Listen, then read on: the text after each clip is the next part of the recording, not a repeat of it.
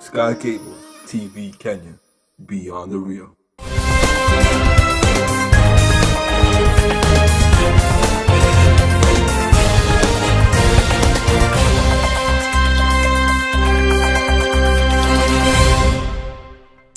Well, a very good afternoon to you, my dear viewer. Today being the 12th of January, the year 2022.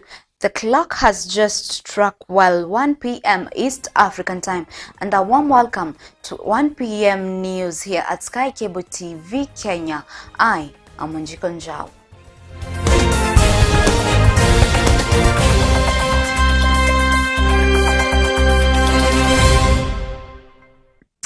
Rift Valley Regional Commissioner Natembeya has today announced his resignation from office after being in the public service for over 25 years following recent interest in Trans Nzoia governor seat in the upcoming general elections.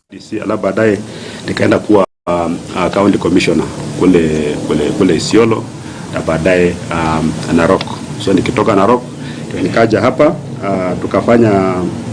tumefanya kazi kuanzia 2019 mpaka sasa. Kuna mambo machache tu ambayo mimi mwenyewe ningependa tu highlight, kama labda yale zile achievements in brief. Ni nyingi lakini ningependa tu kuguzia kidogo. Nikiwa kule Murang'a kulikuwa na ile organized vile vikundi vya vijana ambao walikuwa wanahangaisha watu, walikuwa wanaitwa Mungiki. Nikienda kule Murang'a mwaka wa 2008, Murang'a ilikuwa ni himaya ya Mungiki. Watu walikuwa hata wakai nyumbani, na tukasema kwamba tutafanya kazi tumalize haya maneno, na tulifanya kazi pamoja na wananchi na tukamaliza Mungiki. Watu wakaanza kuishi nyumbani, watu wakosa kuwa na wasiwasi. Hiyo mambo ya extortion kwa matatu tukaimaliza just by being firm, maana kutokubali mchezo katika kazi, na ukisha kwamba wale ambao wamepewa majukumu kadhaa ya kufanya wanayafanya yale majukumu.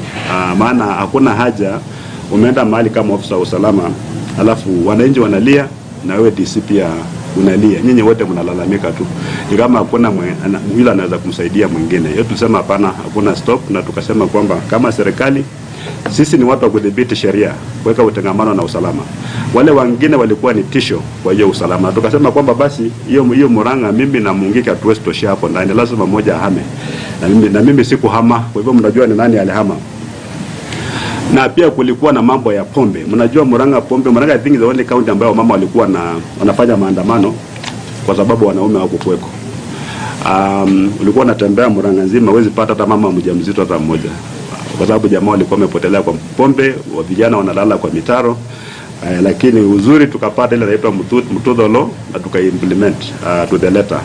Clean up hiyo mahali pombe ikakwisha, tukishirikiana na wananchi. Wakati tulikuwa kule Kamkunji, pia nikija Kamkunji wakati huo ndio mambo ya Al-Shabaab ilikuwa imeanza, na jamaa walikuwa wanatupa vilipuzi, hiyo IEDs every Friday mlikuwa mnaona kwa mabaa watu wanauawa kule. Lakini tukashikana na wananchi wa Isili kule, tukakubaliana kwamba Isili ni town ambayo iko na watu wengi sana hata kutoka Somalia. So many people wamekuja kuinvest pale, wengine wametorokea vita. Hatuwezi kubali mahali umetorokea pia hifadhi yenu pia ikuwe ni ngome ya wale watu ambao walifanya mkatoroka kule nyumbani. Na tukamwambia wananchi kikuwa namna hiyo, sasa kama tutapata mtu ambaye anapeana hifadhi kwa criminals, yeye pia atapandishwa ndege na rudi kule waenda paka. Maana kama anapenda wale jamaa aenda akae nao kula cross. Na watu wakaelewa na wakasikia kabisa hiyo mambo. By the time nilikuwa natoka kule Kamkunji ilikuwa imeisha. Kule Isiolo kulikuwa na banditry, wizi wa mifugo ambayo ilikuwa ni mbaya sana. In fact kuona wizi wa mifugo ambayo uko wa aina hiyo, kwa sababu a group of women activists from Thika town have continued to hold peaceful demonstrations on the streets of Thika, seeking justice for one of their own, Elizabeth from Isiolo, who was stabbed to death. Tukingoja kuona kila mara wamama wanaendelea kufa sababu ya kutetea haki. Enough is enough. A social justice activist who has been in this field for many years And what I'm saying today, we are here in solidarity with our comrade from Isiolo, Elizabeth Caro, who was stabbed to death. And we are saying in the last 5 years, we have been having such issues of where women, HRNDs have been killed in different places. And especially people who are pursuing issues of land. They have faced a lot of atrocities by the perpetrators. And the government knows these people.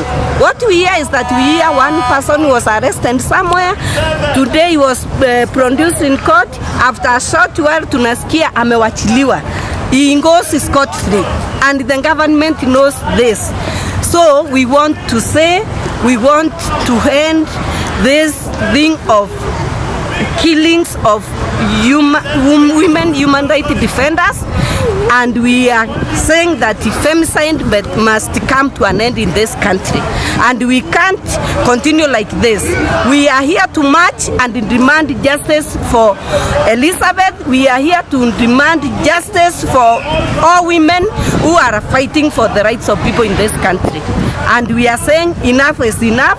5 years we have been pursuing the matter and no serious action has been taken. All the perpetrators have gone scot-free. So we are saying enough is enough.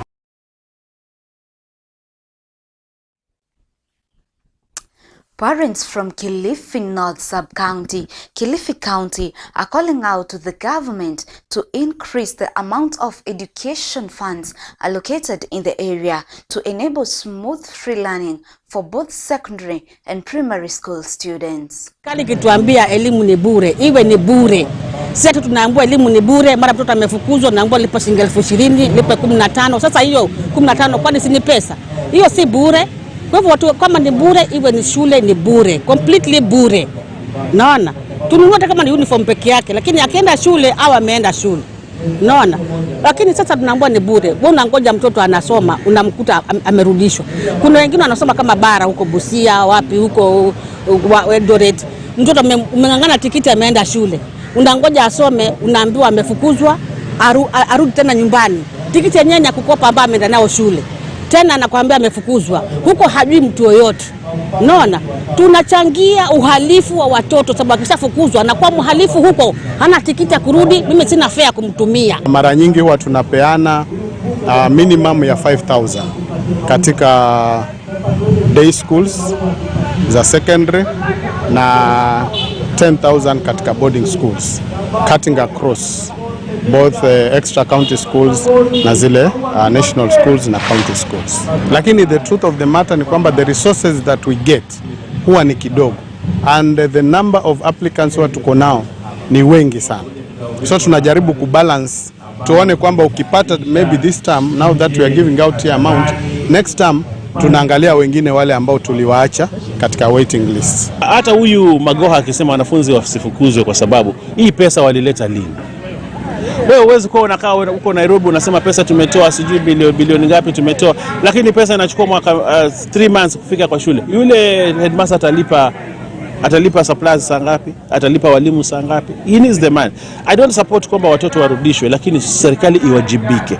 Ihakikishe kwamba pesa kabla shule haijafunguliwa, pesa imefika.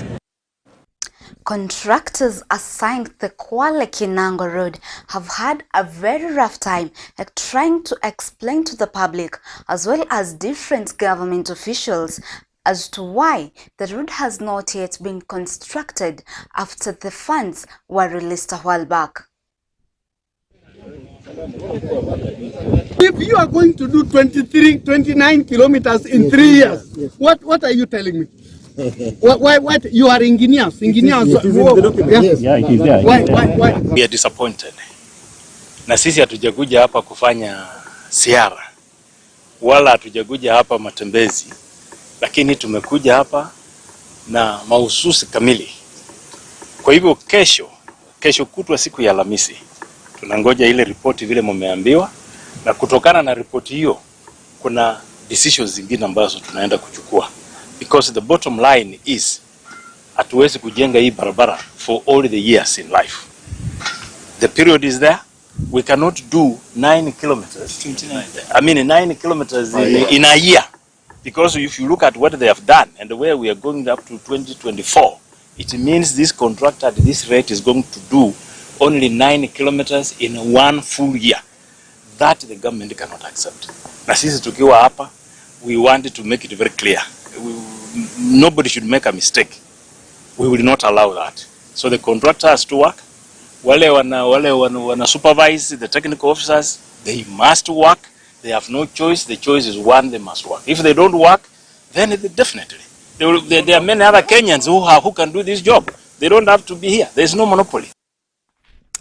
The county government of Nakuru, led by Governor Njau, has called off all claims of banning fishing activities in Lake Naivasha and instead has taken upon themselves to make sure that there will be an increase of fish in the lake, an act that has left traders from the area with grateful hearts. On each floor, we have public toilets and on 2 sides of it. Next week ikifika mwisho tutakuwa tukifungua hiyo task force.